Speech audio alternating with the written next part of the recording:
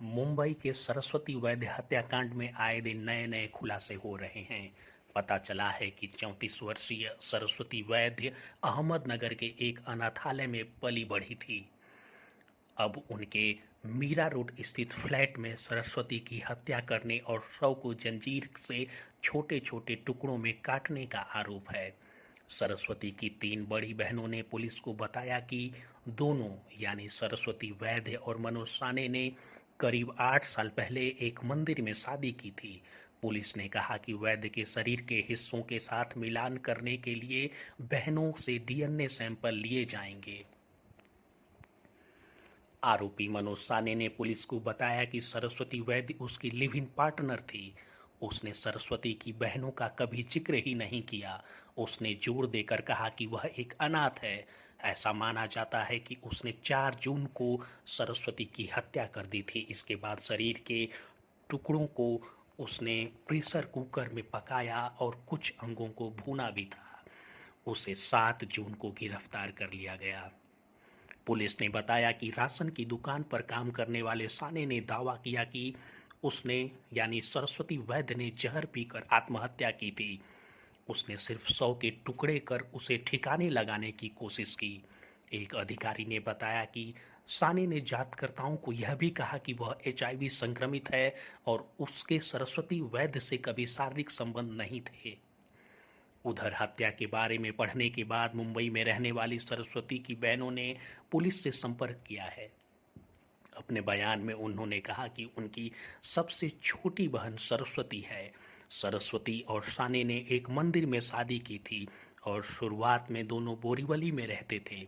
बहनों ने कहा कि जब वे साने और सरस्वती से मिलने बोरीवली में जाते थे तब वे उनके घर मीरा रोड पर नहीं गए थे। साने ने 3 साल पहले गीता आकाशदीप बिल्डिंग में फ्लैट लिया था जो किराए पर था।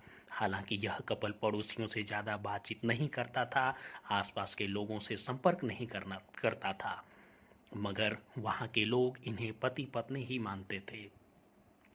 बहनों ने पुलिस को यह भी बताया कि न तो सरस्वती वैद्य और न ही उनमें से कोई मनोज साने रेसिडेंसी में साने के परिवार से कभी मिला था। बहनों ने पुलिस को बताया कि उम्र में अंतर के कारण सरस्वती वैद्य अक्सर लोगों से कहती थी कि साने उसके मामा हैं। सरस्वती वैद्य कुछ साल पहले अपने अनाथालय जानकी बाई आपटे बालिकाश्रम में रहने का प्रमाण पत्र लेने के लिए गई थी। उसने कर्मचारियों से कहा था कि वह अपने चाचा के साथ रहती है और उनका एक बिजनेस है। पुलिस ने कहा कि बहनों के डीएनए सैंपल का सरस्वती से मिलान किया जाएगा। फॉरेंसिक जांच के लिए शरीर के अंगों को जेजे अस्पताल में रखा गया है। डीएनए रिपोर्ट में सरस्वती की पहचान की पुष्टि होने के बाद शरीर के हिस्सों को बहनों को सौंप दिया जाएगा। पुलिस ने कहा कि शरीर को काटने के लिए इस्तेमाल की जाने वाली जंजीर को भायंदर में एक हार्डवेयर स्टोर से 4 जून को खरीदा गया था। उससे अभी भी पूछताछ की जानी है। हत्या के पीछे क्या मंशा थी यह भी अभी तक साफ नहीं हो पाया है। पुलिस घरेलू हिंसा से इनकार तो नहीं कर रही है क्योंकि पुलिस की ओर से जब्त किए गए अंगों के हिस्सों पर हमले के निशान मिले हैं। पुलिस ने कहा कि वह साने के रिश्तेदारों का भी इस मामले में बयान दर्ज करना चाहती है और जल्द ही उनसे संपर्क किया जा सकता है। पुलिस के मुताबिक साने लगातार अपने बयान बदल रहा है।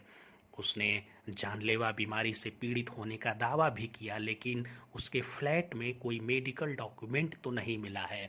उसने जांचकर्ताओं को बताया कि उसने शरीर के अंगों को नष्ट करने के बाद आत्महत्या करने की योजना बनाई थी। ऐसा संदेह है कि उसने शरीर के कुछ हिस्सों को डंप करने से पहले एक बैग में रखा था। हालांकि वह बैग कहाँ रखा गया अभी तक इसकी जानकारी नहीं मिल पाई है। मामले में अभी भी जांच जारी है और मनोज साने से पूछताछ का सिलसिला भी चल रहा है। जो कुछ भी अपडेट होगा हम आप तक पहुंचाते रहेंगे। आप हमारे साथ जुड़े रहिए।